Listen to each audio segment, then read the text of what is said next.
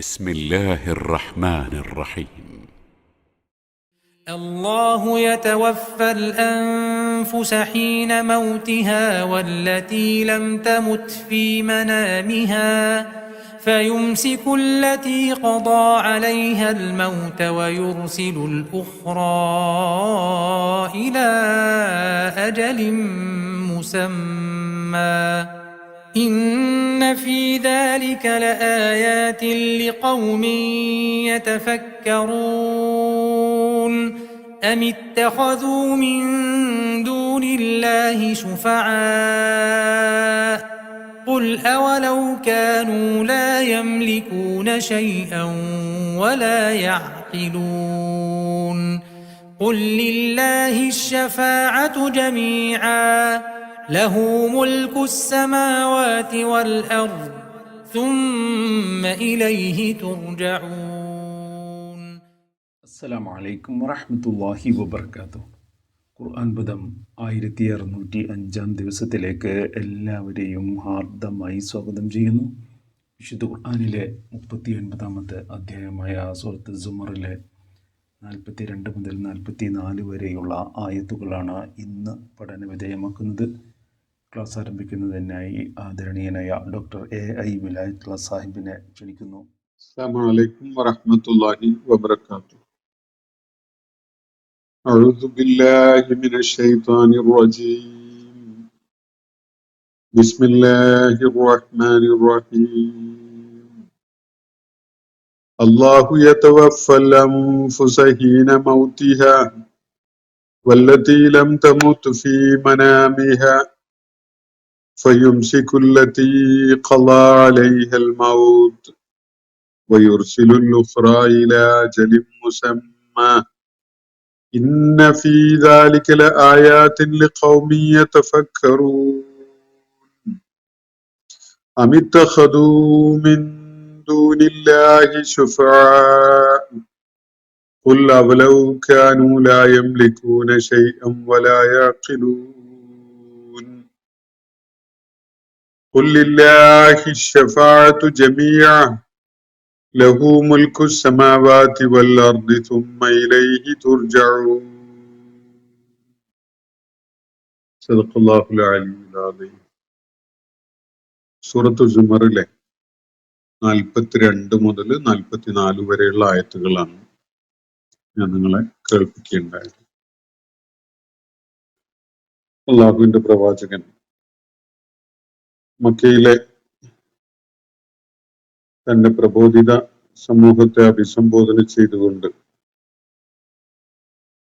വിശുദ്ധ ഖുർആൻ മുന്നോട്ട് വെക്കുന്ന ജീവിത ദർശനം വളരെ തെളിമയുള്ള വിധത്തിൽ വ്യക്തതയോടുകൂടി വിവരിച്ചു കൊടുക്കുകയുണ്ടായി. അതിനെ തുടർന്ന്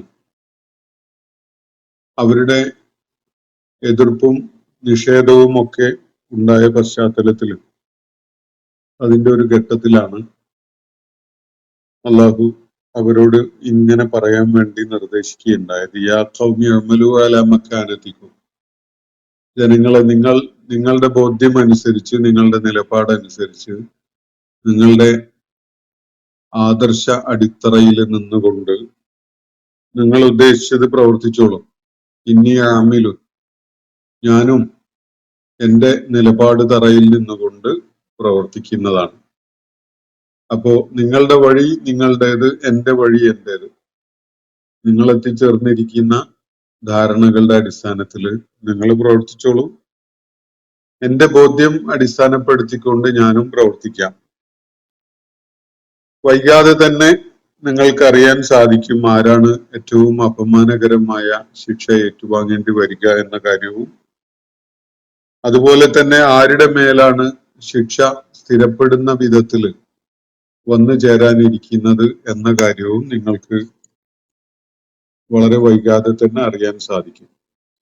നിശ്ചയമായിട്ടും തുടർന്ന് അള്ളാഹു നബി സല്ലല്ലാഹു അലൈഹി വസല്ലമയോട് പറയുകയുണ്ടായത്, നിശ്ചയമായിട്ടും നാം താങ്കളുടെ മേൽ ജനങ്ങളുടെ പ്രയോജനത്തിനു വേണ്ടിയാണ് സത്യാധിഷ്ഠിതമായ ഈ വേദഗ്രന്ഥം അവതരിപ്പിക്കുകയുണ്ടായത്. അതിന്റെ അടിസ്ഥാനത്തിൽ ആരെങ്കിലും സന്മാർഗിയാവുന്നുവെങ്കിൽ അതിന്റെ പ്രയോജനം അയാൾക്കാണ്. ആരെങ്കിലും ദുർമാർഗിയാവുന്നുവെങ്കിൽ അതിന്റെ ഭവിഷ്യത്തും അയാൾക്കാണ്. വമാ അൻത അലൈഹിം ബിവക്കീൽ, അവരുടെ കാര്യത്തിൽ എന്തിനെങ്കിലും അവരെ നിർബന്ധിക്കുകയോ അവരെ ഏതെങ്കിലും പ്രത്യേകമായ ലക്ഷ്യത്തിലേക്ക് പിടിച്ചു വലിക്കുകയോ ഒന്നും ചെയ്യുന്നതിന് വേണ്ടി താങ്കളെ ചുമതല ഏൽപ്പിച്ചിട്ടില്ല. അവരുടെ വക്കീലായിട്ട് നിലകൊള്ളാൻ താങ്കൾക്ക് നിർദ്ദേശമില്ല. ഈ കാര്യങ്ങളാണ് അള്ളാഹു നമ്മൾ കഴിഞ്ഞ ദിവസം പഠന വിധേയമാക്കിയ ഭാഗത്ത് വ്യക്തമാക്കുകയുണ്ടായത്. അതിനെ തുടർന്ന് ഇന്ന് ഞാൻ നിങ്ങളെ കേൾപ്പിച്ച ആയാത്തുകൾ, അതിൽ അള്ളാഹു മരണവും ഉറക്കവും ഏതു വിധത്തിലുള്ള പ്രതിഭാസങ്ങളാണ് എന്നത് വെളിപ്പെടുത്തി തരികയാണ്. ഈ സന്ദർഭവുമായിട്ട് അതിനൊരു ബന്ധമുള്ളത് മരണം പോലെ തന്നെ ഓരോരുത്തർക്കും യാതൊരു നിയന്ത്രണവുമില്ലാത്ത ഒരു പ്രതിഭാസമാണ് ഉറക്കം. എന്നിട്ട് പോലും നിങ്ങൾ അതിനെക്കുറിച്ച് എത്ര നിസ്സംഗതയോടുകൂടിയുള്ള ഒരു നിലപാടാണ് വെച്ച് പുലർത്തുന്നത് എന്ന ഒരു ചോദ്യമാണ് അതിൽ അടങ്ങിയിട്ടുള്ളത് എന്ന് കാണാൻ സാധിക്കും. വളരെ ഗൗരവമുള്ള, വളരെ ഭവിഷ്യത്തുകൾ ഉണ്ടാവാനിടയുള്ള ഒരു അവസ്ഥയിലാണ് നിങ്ങൾ നിലകൊള്ളുന്നത്.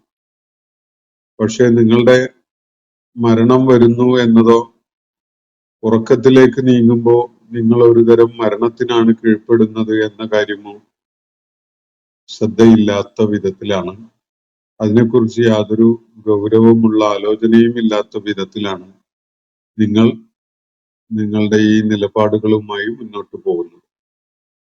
നിങ്ങൾ നിലകൊള്ളുന്ന ആ നിലപാട് തറ സത്യാധിഷ്ഠിതമാണോ, ശരിയാണോ, അതാണോ വിജയം ഉണ്ടാക്കി തരുന്ന കാര്യം, അതല്ല ആ നിലപാട് പരാജയത്തിലേക്കാണോ എത്തിക്കുക തുടങ്ങിയ കാര്യങ്ങളെക്കുറിച്ചൊന്നും നിങ്ങൾ വേണ്ട വിധത്തില് ബോധമുള്ളവരല്ല എന്ന വിധത്തിലാണ്, അല്ലെങ്കിൽ അതുപോലെയുള്ള ഒരു ആശയമാണ് ഇവിടെ അള്ളാഹു നമ്മളെ കേൾപ്പിക്കുന്നത്. നമുക്ക് ആ ആയത്തുകളിലേക്ക് കടക്കാം. അള്ളാഹു യതവഫൽ അൻഫുസ, അള്ളാഹു ആത്മാക്കളെ പൂർണ്ണമായി പിടിയിലൊതുക്കുന്നു അല്ലെങ്കിൽ ഏറ്റുവാങ്ങുന്നു. തവഫ എന്ന വാക്ക് ആണ് ഇവിടെ ഉപയോഗിച്ചിട്ടുള്ളത്. അതിന്റെ പ്രസന്റ് ടെൻസ് ഫോം, മുലാരി ഫോമാണ് യതവഫ എന്നത്. അതിൽ നിന്നാണ് വഫാത്ത് എന്ന വാക്ക് വരുന്നത്. മരണം എന്നതിന് ഉപയോഗിക്കുന്ന ഒരു വാക്കാണ്. വഫാ എന്ന് പറഞ്ഞാൽ തികവ്, പൂർണ്ണത എന്നൊക്കെയാണ്. നമ്മുടെ നാട്ടില് ചിലര് ഒക്കെ നടത്തുന്ന ഒരു കോഴ്സ് ഉണ്ടല്ലോ, വാഫിയ കോഴ്സുകളൊക്കെ. അത്തരം കോഴ്സുകളുടെയൊക്കെ പേര് വരുന്നത് ഈ വഫാ എന്ന ഈ റൂട്ട് വേർഡിൽ നിന്നാണ്. പൂർണ്ണത, തികവ് എന്നൊക്കെയാണ് അതിന്റെ അടിസ്ഥാനപരമായ അർത്ഥം. മരണം എന്നത് ഈ വാക്കിൽ നിന്ന് വഫാത്ത് എന്ന, തവഫ, തുവുഫിയ എന്നൊക്കെയുള്ള വാക്കുകൾ, മരണം എന്ന അർത്ഥം നൽകുന്ന ഈ വാക്കുകൾ വരുന്നത് അതിന്റെ ഒരു ആലങ്കാരിക അർത്ഥമായിട്ടാണ് നമുക്ക് മനസ്സിലാക്കാൻ സാധിക്കും. അതിന്റെ അടിസ്ഥാനപരമായ അർത്ഥം, ലിറ്ററൽ ആയിട്ടുള്ള അതിന്റെ ഭാഷാതലത്തിലുള്ള അർത്ഥം പൂർണ്ണമായി കയ്യിലൊതുക്കുക അല്ലെങ്കിൽ ഏറ്റുവാങ്ങുക, പിടിയിലൊതുക്കുക എന്നൊക്കെ ഉള്ളതാണ്. തികവോടുകൂടി അങ്ങ് ഏറ്റെടുക്കുക എന്നതൊക്കെയാണ്. ഒന്നും വിട്ടുകളയാതെ പൂർണ്ണമായി ഏറ്റുവാങ്ങുക എന്നൊക്കെയാണ് അതിന്റെ ഭാഷാപരമായി അടിസ്ഥാന അർത്ഥം എന്നത് കാണാൻ സാധിക്കും. ആയത്തിലേക്ക് മടങ്ങാം. അല്ലാഹു യതവഫൽ അൻഫുസ, അല്ലാഹു ആത്മാക്കളെ ഏറ്റുവാങ്ങുന്നു പൂർണ്ണമായിട്ട് അവന്റെ നിയന്ത്രണത്തിലേക്ക്. എന്ന് പറഞ്ഞാൽ ഈ ആത്മാക്കൾക്ക് തങ്ങളുടെ ബോധം, ജീവൻ, തങ്ങളുടെ ആലോചന, അതുപോലെ അവരുടെ ഇന്ദ്രിയങ്ങളുടെ പ്രവർത്തനം പോലെയുള്ള സംഗതികളുടെ മേല് പറയത്തക്ക നിയന്ത്രണമൊന്നും ഇല്ലാത്ത വിധത്തിൽ അവർക്ക് അവരുദ്ദേശിക്കുന്ന വിധത്തിൽ പ്രയോജനപ്പെടുത്താൻ കഴിയാത്ത ഒരു അവസ്ഥയിലേക്കാണ് ഒരു മനുഷ്യൻ ഈ അനുഭവം ഉണ്ടാകുമ്പോൾ പോകുന്നത്. അള്ളാഹു ആണ് അവയുടെ മേൽ സമ്പൂർണമായ നിയന്ത്രണം ഏറ്റെടുക്കുന്നത്. അള്ളാഹു പിടിയിൽ ഒതുക്കുകയാണ്. അല്ലാഹു യതവഫൽ അംഫുസ, ആത്മാക്കളെ അല്ലാഹു പൂർണ്ണമായി തന്റെ പിടിയിൽ ഒതുക്കുന്നു, അല്ലെങ്കിൽ തന്റെ നിയന്ത്രണത്തിലേക്ക് കൊണ്ടുവരുന്നു. ഹീന മൗത്തിഹ, അവയുടെ മരണവേളയിൽ. അപ്പോ ഒരാൾ മരിക്കുമ്പോ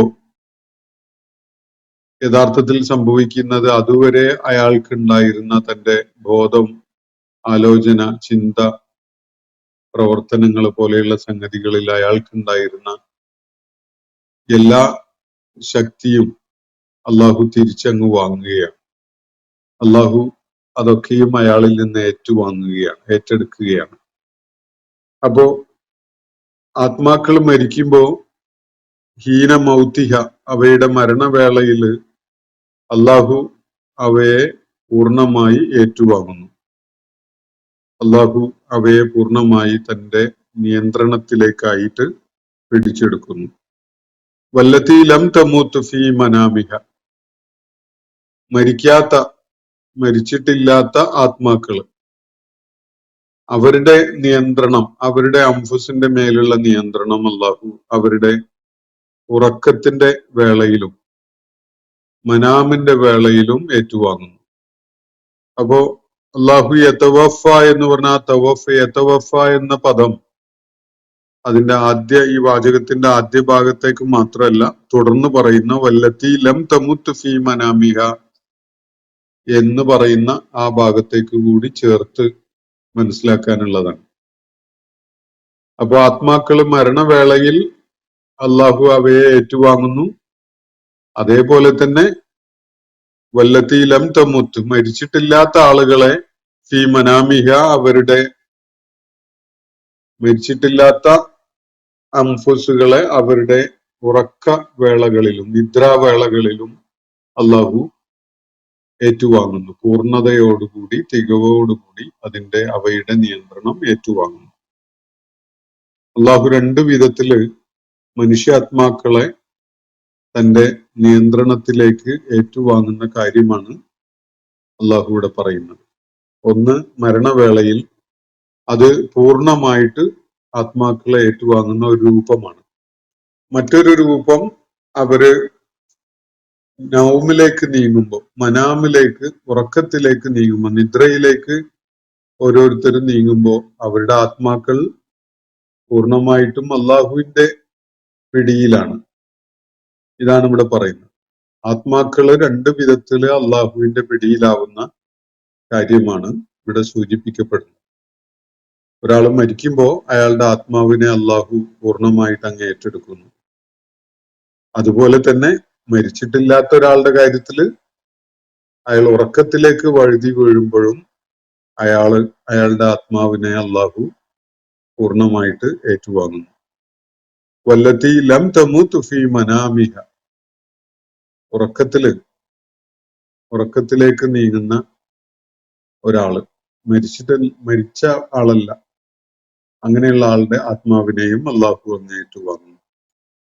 അങ്ങനെ ഉറക്കത്തിലേക്ക് വഴുതി വീണ ആളുടെ കാര്യത്തില് ഫയുംസികുല്ലതി ഖളാ അലൈഹിൽ മൗത്ത്, അവരിൽ ചിലരുടെ മരണത്തിന്റെ വിധി എത്തിയിട്ടുണ്ടാകും. ഉറങ്ങാൻ കിടന്ന ആളാണ്, ഉറക്കത്തിലേക്ക് അങ്ങ് അയാള് വഴുതി വീണു. അങ്ങനെയുള്ള ഒരാളുടെ കാര്യത്തില് ആ ഉറക്കത്തിൽ തന്നെ മരണം സംഭവിക്കാൻ വേണ്ടി ഖളാ ആയ അള്ളാഹുവിന്റെ തീരുമാനമായിട്ടുള്ള ആളുണ്ടാകും.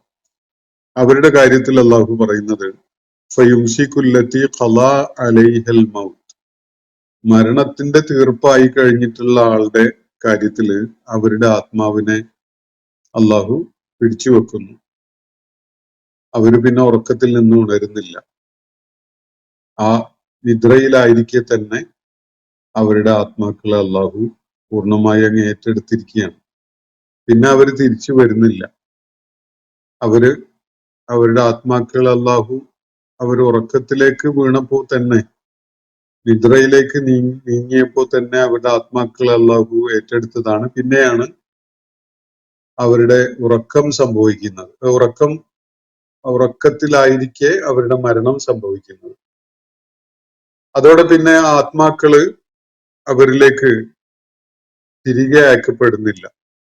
വയുർസിലുൽ ഉഖ്റ, എന്നാൽ നിദ്രയില് മരിക്കാത്ത ആളുകൾ, മരണം നിദ്രാവേളയിൽ സംഭവിക്കണമെന്ന് അല്ലാഹു നിശ്ചയിച്ചിട്ടില്ലാത്ത ആളുകൾ, അവരുടെ ആത്മാക്കളെ വയുർസിലുൽ ഉഖ്റ, മറ്റുള്ളവരുടെ ആത്മാക്കളെ അവൻ തിരികെ അയക്കുന്നു, അല്ലെങ്കിൽ അവൻ ഏറ്റുവാങ്ങിയ അവസ്ഥയിൽ നിന്ന് വിട്ടയക്കുന്നു.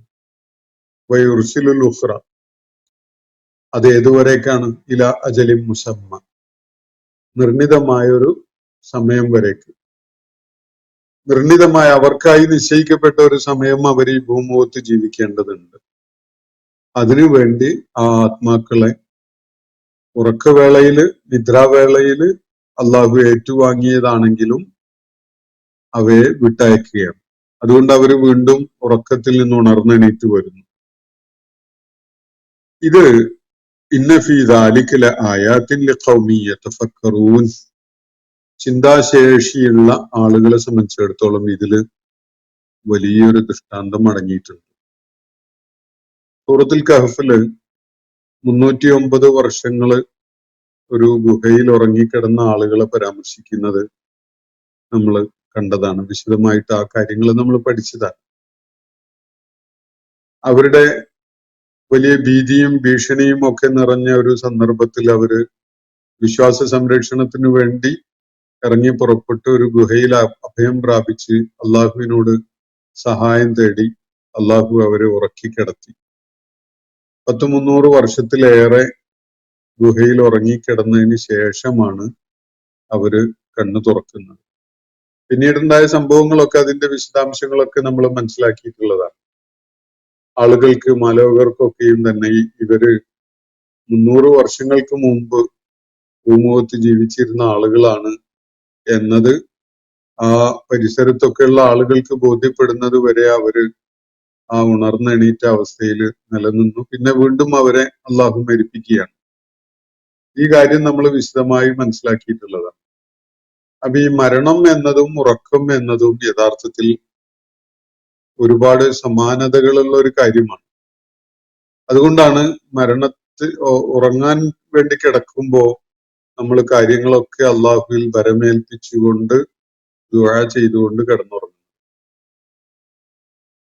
ബിസ്മിക റബ്ബി വളഅ്തു ജംബി എന്ന് തുടങ്ങിയിട്ട്, അള്ളാഹുവെ നിന്റെ നാമത്തിൽ എന്റെ ശരീരത്തെ ഞാനിതാ ഇവിടെ കിടത്തുകയാണ് എന്ന് പറഞ്ഞുകൊണ്ട് അള്ളാഹുവിന്റെ സംരക്ഷണവും കാവലും കാരുണ്യവും ഒക്കെ തേടിക്കൊണ്ടാണ് നമ്മൾ കിടന്നുറങ്ങുന്നത്. അതൊരു അവസാനത്തെ ഉറക്കമാവാൻ, ഭൗതിക ലോകത്തെ അവസാനത്തെ ഉറക്കമാവാൻ സാധ്യതയുണ്ടല്ലോ. കാരണം ഉറക്കില് നിദ്രയിൽ നിന്ന് ഉണർന്നു വരാതെ നിദ്രയിൽ തന്നെ മരിച്ചു പോകുന്ന ആളുകളുണ്ട്. അതിന് വലിയ സ്വാഭാവികത ഉള്ളത് കൊണ്ടാണ് അള്ളാഹു ഒരു വളരെ നാച്ചുറലായ ഒരു സംഗതി എന്ന നിലയ്ക്ക് അതിനെ ഇവിടെ വിശേഷിപ്പിക്കപ്പെടുകയുണ്ടായത്. അല്ലത്തി ഖളാ അലൈഹൽ മൗത ഫയുംസികുല്ലത്തി ഖളാ അലൈഹൽ മൗത എന്ന് പറഞ്ഞുകൊണ്ട്, മരണം ആരുടെ കാര്യത്തിലാണോ തീരുമാനമായിട്ടുള്ളത്, ആരാണോ ആ നിദ്രാവേളയിൽ മരിക്കണം എന്ന് അള്ളാഹു നിശ്ചയിച്ചിട്ടുള്ളത്, അവരുടെ ആത്മാക്കളെ അള്ളാഹു പിടിച്ചു നിർത്തുന്നു, പിന്നെ വിട്ടയക്കുന്നില്ല. എന്നാൽ അജലെത്തിയിട്ടില്ലാത്ത ആളുകളുടെ ആത്മാക്കളെ അവൻ വിട്ടയക്കുകയും ചെയ്യുന്നു. ഇതാണ് അള്ളാഹുവിടെ പറഞ്ഞിട്ടുള്ളത്. അപ്പോ ഉറക്കം എന്നത് വളരെ സ്വാഭാവികമായി മരണത്തിലേക്കുള്ള ഒരു ചുവടുവെപ്പായിട്ട് സംഭവിക്കാം എന്നതാണ് ഇവിടെ നൽകപ്പെടുന്ന ഒരു സൂചന. അങ്ങനെ ആ നിദ്രയില് മരണം സംഭവിക്കണമെന്ന് അള്ളാഹു തീരുമാനിച്ചിട്ടില്ലാത്ത ആളുകളുടെ കാര്യത്തില് അള്ളാഹു അവരുടെ ആത്മാക്കളെ വിട്ടയക്കുന്നു. ഏതുവരേക്കാണ്? ഇലാ അജലിൻ മുസമ്മ, നിർണിതമായ ഒരു കാലയളവിലേക്കായിട്ട്. ഇന്ന ഫീ ദാലിക ലആയാത്തിൻ ലിഖൗമി യതഫക്കറൂൻ, നിശ്ചയമായിട്ടും ഈ ഒരു പ്രതിഭാസത്തില് ചിന്താശേഷിയുള്ളവർക്കൊക്കെ തന്നെ വലിയ ദൃഷ്ടാന്തം അടങ്ങിയിട്ടുണ്ട്. ഈ ഒരു പ്രതിഭാസം അങ്ങനെയുള്ളതാണ്. ഉറക്കവും മരണവും തമ്മിലുള്ള സാദൃശ്യം, അവയുടെ പരസ്പര ബന്ധം പോലെയുള്ള കാര്യങ്ങളിൽ വലിയ ദൈവിക സൂചനകൾ അടങ്ങിയിട്ടുണ്ട്. അള്ളാഹുവിനെ തിരിച്ചറിയാൻ ഓരോരുത്തർക്കും പ്രയോജനം ചെയ്യുന്ന വിധത്തിലുള്ള ദൃഷ്ടാന്തമാണിത്. അപ്പൊ ഇവിടെ നിദ്ര എന്ന് പറയുന്നത് ഒരർത്ഥത്തില് ഒരു മരണമാണ്. അജലെത്തിയവരെ സംബന്ധിച്ചിടത്തോളം അത് പൂർണ്ണമായിട്ടും അള്ളാഹുവിലേക്കുള്ള തിരിച്ചുപോക്കിന്റെ, മരണത്തിന്റെ ഒരു പ്രക്രിയ തന്നെയാണ്. എന്നാൽ അജലെത്തിയിട്ടില്ലാത്തവരുടെ കാര്യത്തിൽ അള്ളാഹു അവരുടെ ആത്മാക്കളെ വിട്ടയക്കുകയാണ്. അപ്പോ ഉറക്കവേളയിൽ, നിദ്രാവേളയിൽ ഒരാള് അയാളുടെ ആത്മാവ് അള്ളാഹു ഏറ്റുവാങ്ങിയ ഒരവസ്ഥയിലാണ് ഉള്ളത്. പിന്നീട് ഉണരുമ്പോ ആത്മാക്കളെ അള്ളാഹു വിട്ടയച്ചു എന്ന് മനസ്സിലാക്കാനേ നമുക്ക് നിർവാഹമുള്ളൂ. ആ വിധത്തിലാണ് അതിന്റെ താരതമ്യം, ഉറക്കവും മരണവും തമ്മിലുള്ള സാദൃശ്യം ചിലതൊക്കെ നമുക്ക് എളുപ്പത്തിൽ ബോധ്യപ്പെടാവുന്നതുണ്ട്. എന്നാൽ പോലും നിദ്ര എന്ന് പറഞ്ഞ പൂർണ്ണമായ അർത്ഥത്തില് ആത്മാക്കള് ശരീരത്തിൽ നിന്ന് വേർപെട്ടു പോകുന്ന ഒരു അനുഭവമല്ല. നമുക്ക് ഒരു ചില കാര്യങ്ങളൊക്കെ നമ്മുടെ സ്മൃതി അങ്ങനെ പ്രവർത്തിച്ചുകൊണ്ടിരിക്കുന്നത്, ഒരു അർദ്ധബോധത്തിൽ കാര്യങ്ങൾ മനസ്സിലാക്കാൻ പറ്റുന്നതൊക്കെ നമുക്ക് അറിയാൻ സാധിക്കും. മരണം എങ്ങനെയാണ് എന്നത് നമ്മൾ അനുഭവിച്ചിട്ടില്ലാത്തത് കൊണ്ട് ഉറക്കം മരണം പോലെയാണ് എന്ന് തീർത്ത് പറയാൻ നമുക്ക് അനുഭവത്തിന്റെ അടിസ്ഥാനത്തിൽ സാധിക്കില്ല. പക്ഷെ മരണം ഇങ്ങനെ തന്നെ ആവാം. ശരീരത്തിൽ നിന്ന് നമ്മൾ ആത്മാക്കൾ വേർപെട്ടു പോയാൽ പോലും നമ്മളുടെ ബോധം പ്രവർത്തിക്കുന്നുണ്ടാവണം. അതിന് സാധ്യതയുണ്ട്. അതാണ് ഖുർആൻ നൽകുന്ന സൂചനകൾ.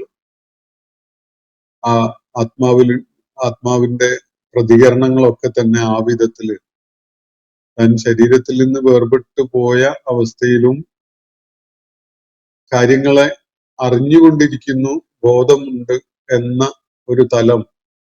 അതുകൊണ്ടാണ് സ്വർഗത്തെക്കുറിച്ചുള്ള പ്രതീക്ഷാ നിർഭരമായ ഒരു അനുഭവവും അതുപോലെ നരകത്തെക്കുറിച്ചുള്ള ഭയപ്പാടുകളും ഒക്കെ ആത്മാക്കള് ആ പാരത്രിക ലോക ജീവിതത്തിലേക്ക് കടക്കുന്നതിന് മുമ്പ് തന്നെ അവർക്ക് അനുഭവപ്പെടുന്നത്. അപ്പോ അങ്ങനെയുള്ള സൂചന അതിലടങ്ങിയിട്ടുണ്ട്. അപ്പൊ ഇവിടെ ഈ പ്രയോഗം ഈസാ അലൈഹി ഇസ്ലാമുമായി ബന്ധപ്പെട്ടുകൊണ്ട് അല്ലാഹു തവഫ എന്ന പ്രയോഗം അദ്ദേഹത്തിന്റെ ആത്മാവിനെ ഏറ്റുവാങ്ങിയത് സൂചിപ്പിക്കാൻ വേണ്ടി ഉപയോഗിക്കുന്നുണ്ട്.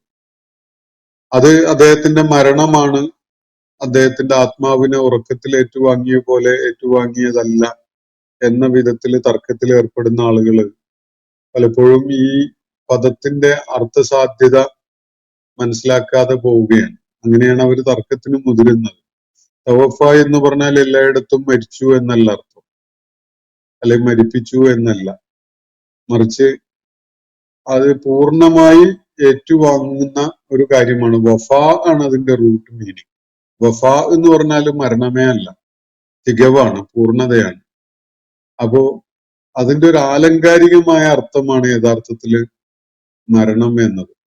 അത് മനസ്സിലാക്കുമ്പോഴേ ഈ ഇതിലടങ്ങിയിട്ടുള്ള ഒരു അവ്യക്തത നമുക്ക് പൂർണ്ണമായി നീങ്ങി കിട്ടുകയുള്ളൂ. അള്ളാഹു യതവഫൽ അൻഫുസ ഹീന മൗതിഹ, മരണവേളയിൽ അള്ളാഹു ആത്മാക്കളെ പൂർണ്ണമായി കൈപ്പിടിയിൽ ഒതുക്കുന്നു, അല്ലെങ്കിൽ പൂർണ്ണമായി ഏറ്റെടുക്കുന്നു. വല്ലത്തി ലം തമുത്ത്, എന്നാൽ മരിച്ചിട്ടില്ലാത്ത ആളുകളുടെ കാര്യത്തിൽ ഫീ മനാമിഹ, അവരുടെ നിദ്രാവേളകളിലും അള്ളാഹു അവയെ ഏറ്റെടുക്കുന്ന യതവഫ എന്ന വാക്ക് ഇവിടത്തേക്ക് രണ്ടാമത്തെ ഭാഗത്തേക്കും ബാധകമാണ്. അതിന്റെ ആ ക്രിയ കോമൺ ആണ്. രണ്ട് ക്ലോസസ് ആണ് അതിലുള്ളത്. ആ രണ്ട് ക്ലോസിലേക്കും ഒരേ ക്രിയയാണ്, യതവഫ എന്ന ക്രിയയാണുള്ളത്. വല്ലത്തി ലം തമുത്ത് ഫീ മനാമിഹ, അവരുടെ ഉറക്കത്തിൽ അവയെ ഏറ്റെടുക്കുന്നു.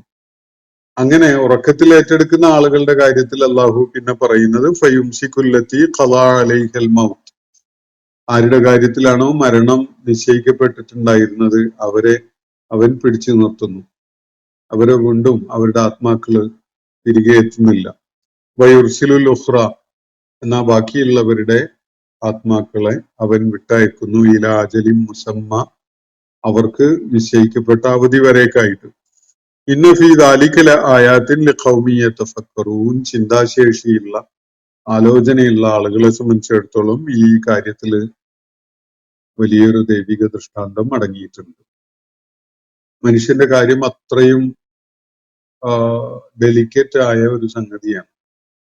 പക്ഷെ അതിനെക്കുറിച്ച് ബോധമില്ലാതെയാണ് മനുഷ്യൻ നിലപാടുകൾ സ്വീകരിക്കാറുള്ളതും പല പ്രവർത്തനങ്ങളിൽ ഏർപ്പെടാറുള്ളതും ഒക്കെ തന്നെ. ഉറങ്ങാൻ കിടക്കുമ്പോ നാളെ കാലത്ത് താൻ ഉണർന്ന് എണീക്കുമെന്ന യാതൊരു ഉറപ്പും ഒരാൾക്കും ഇല്ല. മരണത്തില് വേണമെങ്കിൽ അള്ളാഹു ഈ ഉറക്ക സന്ദർഭത്തില് നിദ്രാവേളയിലായിട്ട് അയാളുടെ ആത്മാവിനെ ഏറ്റുവാങ്ങാൻ അല്ലെങ്കിൽ മരണം സംഭവിപ്പിക്കാൻ തീരുമാനിച്ചിട്ടുണ്ടാകാം. അതിനെക്കുറിച്ച് യാതൊരു ജാഗ്രതയും ഇല്ലാത്ത വിധത്തിലാണ് ഈ ആളുകൾ, പ്രത്യേകിച്ച് ഇവിടെ മുകളിൽ പരാമർശിക്കപ്പെട്ട നിലപാട് സ്വീകരിച്ചിരിക്കുന്ന ആളുകൾ കിടന്നുറങ്ങുന്നത്. ഒന്ന് കണ്ണ് ചിമ്മി എണീക്കുക എന്ന ഒരു ഉദ്ദേശത്തോടു കൂടിയായിരിക്കും ഒരാൾ കിടക്കുന്നുണ്ടാവുക. പക്ഷെ ആ കിടത്തം നേരെ അള്ളാഹുലേക്കുള്ള യാത്രയായി മാറാൻ സാധ്യതയുണ്ട്. ആ കാര്യമാണ് അള്ളാഹുവിടെ വ്യക്തമാക്കിയിട്ടുള്ളത്. ഫയുംസിക്കുല്ലത്തി ഖളാ അലൈഹൽ മൗത്ത്, എന്നാൽ വയുർസിലുൽ ഉഖ്റ, മറ്റുള്ളവരെ അവന് വിട്ടയക്കുകയും ചെയ്യുന്നു. ആരുടെ കാര്യത്തിലാണോ മരണം നിശ്ചയിക്കപ്പെട്ടിട്ടുള്ളത് ആ നിദ്രാവേളയിൽ സംഭവിക്കണമെന്ന് അവന്റെ ആത്മാവിനെ അള്ളാഹു ഏറ്റുവാങ്ങുന്നു, അവിടെ പിടിച്ചു നിർത്തുന്നു. മറ്റുള്ളവരുടെ ആത്മാക്കളെ വിട്ടയക്കുകയും ചെയ്യുന്നു. ഇലാ അജലിൻ മുസമ്മ. ഇത് വലിയ ആലോചന പതിയേണ്ട വിധത്തിലുള്ള ഒരു ദൈവിക ദൃഷ്ടാന്തമാണ്.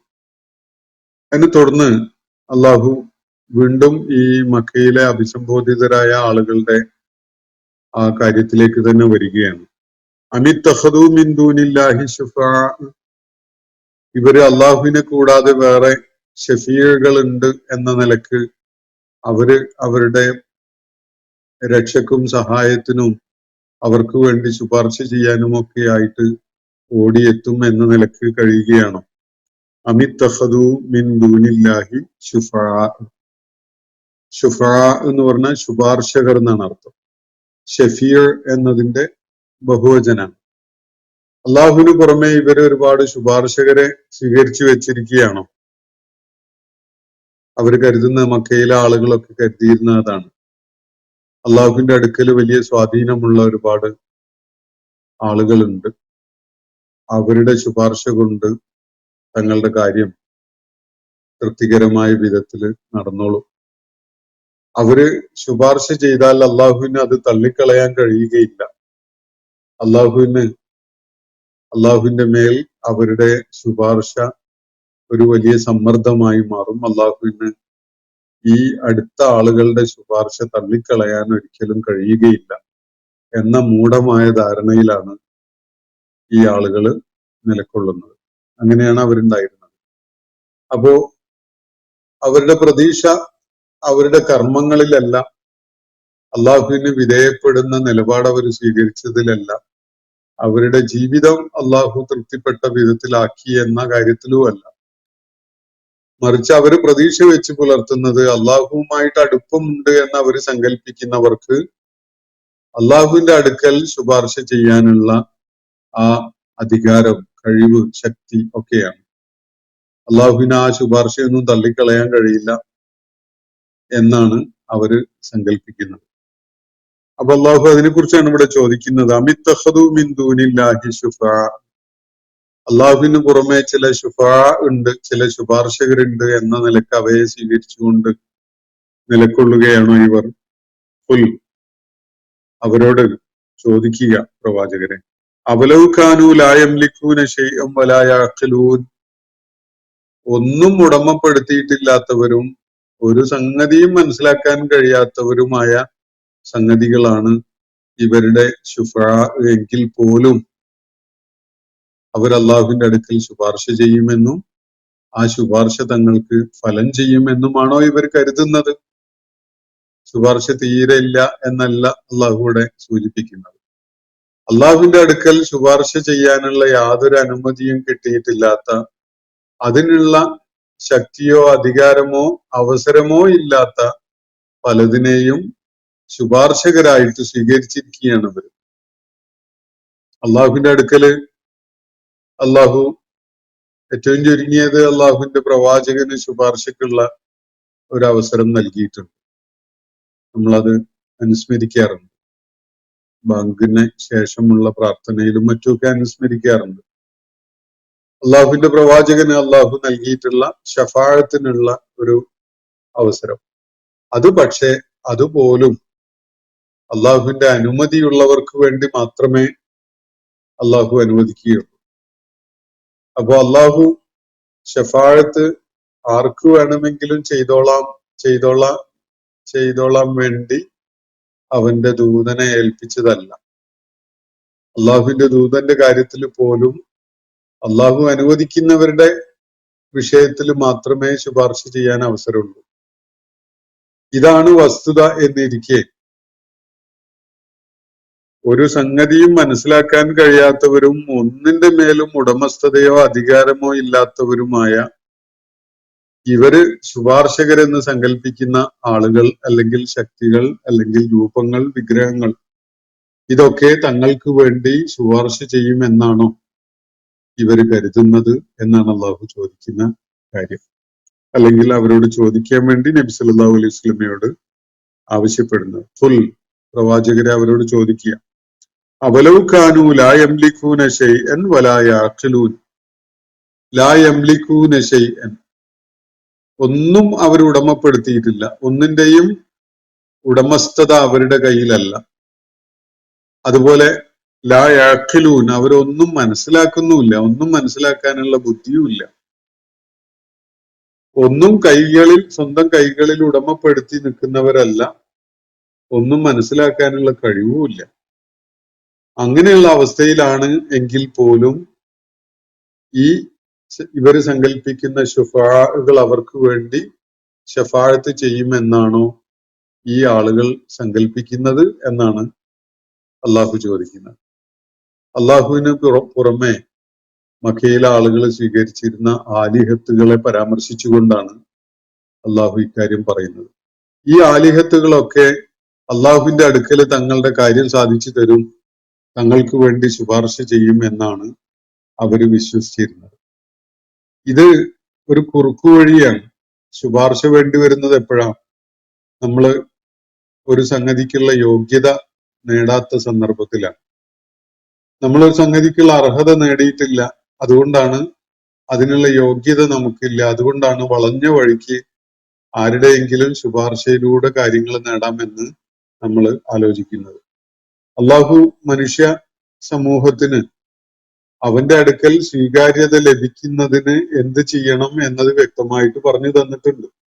ആ കാര്യം ചെയ്യാൻ കൂട്ടാക്കാതെ, അതിനു വേണ്ടിയുള്ള പ്രയത്നങ്ങളിൽ ഏർപ്പെടാതെ ശുപാർശയിലൂടെ കാര്യം നേടാം എന്നാണ് ഈ ആളുകൾ സങ്കല്പിക്കുന്നത്. അതിന് തന്നെ അവർ തെരഞ്ഞെടുക്കുന്നത് അള്ളാഹു ശുപാർശക്കുള്ള അനുമതി നൽകിയിട്ടില്ലാത്ത തരം സംഗതികൾ. അവരാണെങ്കിലോ ഒന്നിന്റെയും ഉടമസ്ഥരുമല്ല, അവർക്ക് ഒരു കാര്യവും മനസ്സിലാക്കാനുള്ള കഴിവുമില്ല. ഒന്നിന്റെയും ഉടമസ്ഥരുമല്ല, ഒന്നും മനസ്സിലാക്കാനുള്ള കഴിവുമില്ല. അങ്ങനെയുള്ള ആളുകളെയാണ് ഇവര് തങ്ങൾക്ക് വേണ്ടി ശുപാർശ ചെയ്യും എന്ന് സങ്കല്പിച്ചുകൊണ്ട് നടക്കുന്നത്. അവരും തങ്ങൾക്ക് ശുപാർശ ചെയ്യുമെന്നാണോ ഇവർ കരുതുന്നത് എന്ന് അവരോട് ചോദിക്കാൻ വേണ്ടിയാണ് അള്ളാഹു ഇവിടെ പ്രവാചകനോട് ആവശ്യപ്പെടുകയുണ്ടായത്. തുടർന്ന് പറയുന്നത്, പുൽ, പറഞ്ഞോളൂ പ്രവാചകരെ, അവരോട് ഈ കാര്യം ചോദിച്ചതിന് ശേഷം അവരോടായിട്ട് പറയുക, ലില്ലാഹി ശഫാഅത്തു ജമീഅ, ശുപാർശ പൂർണ്ണമായിട്ടും അള്ളാഹുവിനുള്ളതാണ്. ശുപാർശ എന്നൊരു സംഗതി, ശഫാഅത്ത് എന്നൊരു സംഗതി, ആർക്കെങ്കിലും വേണ്ടി ഇന്റർസെഷൻ നടത്തുക എന്നത്, ഇന്റർസീഡ് ചെയ്യുക എന്നത്, അള്ളാഹുവിന്റെ അടുക്കൽ ആർക്കെങ്കിലും വേണ്ടി ഇടപെട്ട് സംസാരിക്കുക എന്നതാണല്ലോ ശുപാർശ എന്ന് പറഞ്ഞാൽ. അത് പൂർണ്ണമായിട്ടും അള്ളാഹുവിൻ്റെതാണ് എന്നാണ് ഇവിടെ പറയുന്നത്. അള്ളാഹുവിൻ്റെതാണെന്ന് പറഞ്ഞാൽ അള്ളാഹുവിനോട് തന്നെ ശുപാർശ ചെയ്യണം, അങ്ങനെയല്ല. ആർക്ക് വേണ്ടി ശുപാർശ ചെയ്യണം, ആര് ശുപാർശ ചെയ്യണം എന്നൊക്കെ തീരുമാനിക്കുന്നത് അള്ളാഹുവാണ്. ഇവര് സങ്കല്പിക്കുന്നവർക്കൊന്നും അള്ളാഹുവിന്റെ അടുക്കൽ ശുപാർശ ചെയ്യാൻ വേണ്ടി ഒന്ന് എണീറ്റ് നിൽക്കാൻ പോലും സാധിക്കൂല. അതിനുള്ള അനുമതി അവർക്കില്ല. അപ്പൊ പിന്നെ അവർക്ക് ശുപാർശക്ക് വേണ്ടി ആർക്കെങ്കിലും വേണ്ടി ശുപാർശ ചെയ്യാൻ വേണ്ടി അള്ളാഹുവിന്റെ മുന്നിൽ ഒന്ന് എണീറ്റ് നിൽക്കുക എന്ന കാര്യം പോലും അവർക്ക് സാധിക്കൂല. കാരണം അള്ളാഹു അവർക്ക് അതിന് അനുമതി നൽകിയിട്ടില്ല. മറ്റൊന്ന്, ആർക്ക് വേണ്ടിയാണോ ശുപാർശ ചെയ്യുന്നത് അതിനും അള്ളാഹുവിന്റെ അനുമതി വേണം. അപ്പോ എല്ലാവർക്കും ലഭിക്കുന്ന ഒരു സംഗതിയല്ല ശുപാർശ. ആരുടെ കാര്യത്തിലാണോ അള്ളാഹു തന്റെ പ്രവാചകന് ശുപാർശക്കായിട്ടുള്ള അനുമതി നൽകുന്നത് അവർക്ക് വേണ്ടി മാത്രമേ ശുപാർശ നടത്താനും പ്രാർത്ഥിക്കാനും ഒക്കെ അള്ളാഹു അനുവാദം നൽകുകയുള്ളൂ. പ്രവാചകന് അത്രേ സാധിക്കുകയുള്ളൂ. എന്ന് പറഞ്ഞാൽ ശുപാർശ എന്നൊരു സംഗതി നിങ്ങൾക്ക് കണ്ണും ചിമ്മി അങ്ങനെ പ്രതീക്ഷ വെച്ച് പുലർത്തി നിൽക്കാൻ പറ്റുന്ന ഒരു കാര്യമാണ് എന്ന് നിങ്ങൾ സങ്കല്പിക്കേണ്ട. അതിന് പകരം നിങ്ങൾ നിങ്ങളുടെ മക്കാനത്ത് ശരിപ്പെടുത്തുക, എന്നിട്ട് അതിന്റെ അടിസ്ഥാനത്തിലുള്ള അമല് ചെയ്യുക. അതാണ് അള്ളാഹുവിന്റെ തൃപ്തി നേടുന്നതിനുള്ള വഴി. നിങ്ങൾ ശരിയായ മക്കാനത്തിൽ ശരിയായ നിലപാട് സ്വീകരിച്ചുകൊണ്ട് ശരിയായ വിശ്വാസം ഉൾക്കൊണ്ടുകൊണ്ട് ശരിയായ കർമ്മങ്ങൾ ചെയ്യാൻ സന്നദ്ധരാകുന്നുവെങ്കിൽ തീർച്ചയായിട്ടും നിങ്ങൾക്കത് ഫലം ചെയ്യും. ശഫാഅത്തിൽ പ്രതീക്ഷ അർപ്പിച്ചുകൊണ്ട് നിങ്ങൾ കഴിയണ്ട. അത് അള്ളാഹു അവൻ ഇച്ഛിക്കുന്നവർക്കായിട്ട് മാത്രം അനുമതി നൽകുന്ന ഒരു സംഗതിയാണ്. അതുകൊണ്ട് ലില്ലാഹി ശഫാഅത്തു ജമീഅ, പൂർണ്ണമായിട്ടും ശഫാഅത്ത് അള്ളാഹുവിന് മാത്രമായിട്ടുള്ളതാണ്. അള്ളാഹു ആരുടെ കാര്യത്തിലാണോ ശുപാർശ അനുവദിക്കുന്നത്, അങ്ങനെ ആർക്കാണോ ശുപാർശ നടത്താൻ അനുവാദം നൽകുന്നത്, അവരുടെ കാര്യത്തിൽ മാത്രമേ അത് ഫലപ്രദമാവുകയുള്ളൂ. അതുകൊണ്ട് ലില്ലാഹി ശഫാഅത്തു ജമീഅ, ശഫാഅത്തിനുള്ള അധികാരം, ശുപാർശ ചെയ്യാനുള്ള അനുമതി നൽകാനുള്ള അധികാരം, അത് പൂർണ്ണമായിട്ടും അള്ളാഹുവിന്റെ കൈപ്പിടിയിലാണ്. ആരെങ്കിലും ഇച്ഛിക്കുന്ന വിധത്തിൽ, ആർക്കെങ്കിലും ഇഷ്ടമുള്ള വിധത്തിൽ നിർവഹിക്കാൻ പറ്റുന്ന ഒരു കാര്യമല്ല അത് എന്നതാണ് ഇവിടെ വ്യക്തമാക്കപ്പെടുന്ന കാര്യം.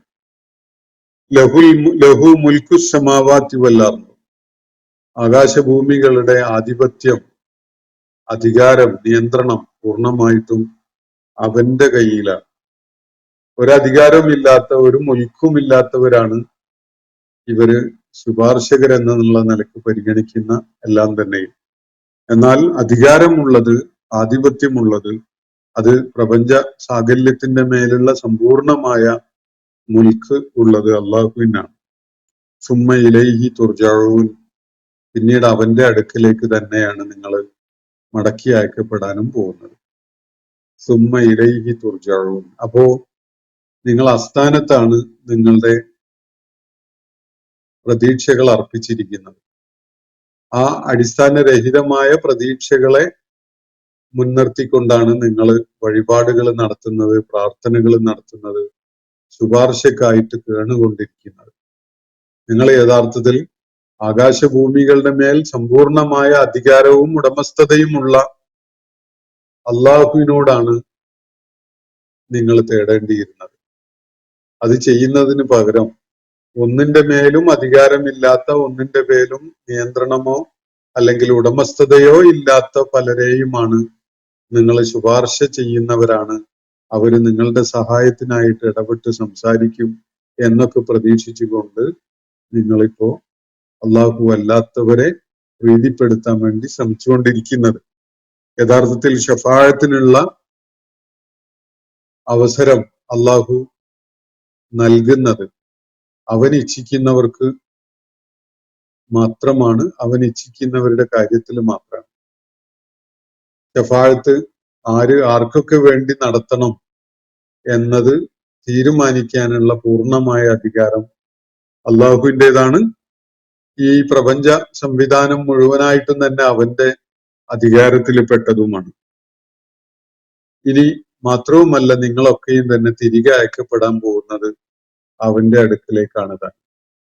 അവന്റെ അടുക്കല് നിങ്ങൾ കരുതുന്ന ഈ വ്യാജ ദൈവങ്ങൾക്കൊന്നും തന്നെ ഒരു നിലക്കും ശുപാർശ നടത്താനുള്ള കഴിവോ അധികാരമോ ഉണ്ടാവുകയില്ല. കാരണം ശുപാർശ പൂർണ്ണമായിട്ടും അവന്റെ നിയന്ത്രണത്തിലും അവന്റെ അധികാരത്തിലും പെട്ട ഒരു സംഗതിയാണ്. അതിൽ വിശ്വാസം വെച്ച് പുലർത്തിക്കൊണ്ടാണ് നിങ്ങൾ ഈ നിലപാട് സ്വീകരിക്കുന്നതെങ്കിൽ നിങ്ങളുടെ മക്കാനത്ത് നിങ്ങൾ വീണ്ടും പുനഃപരിശോധിക്കുക. അത് ശരിയായതാണോ എന്നത് വിലയിരുത്തുക, എന്നിട്ട് തീരുമാനിക്കുക. എന്നിട്ട് നിങ്ങളുടെ കർമ്മങ്ങളിലേക്ക് നീങ്ങുക.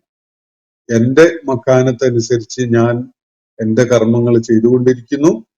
നിങ്ങളുടെ മക്കാനത്ത് ശരിയായതാണോ അല്ലേ എന്നത് നിങ്ങൾ ഉറപ്പുവരുത്തുക. ഇതാണ് നബി സല്ലല്ലാഹു അലൈഹി വസല്ലം അവരോട് പറയാൻ വേണ്ടി തൊട്ട് മുകളിൽ അള്ളാഹു സൂചിപ്പിക്കുകയുണ്ടായത്.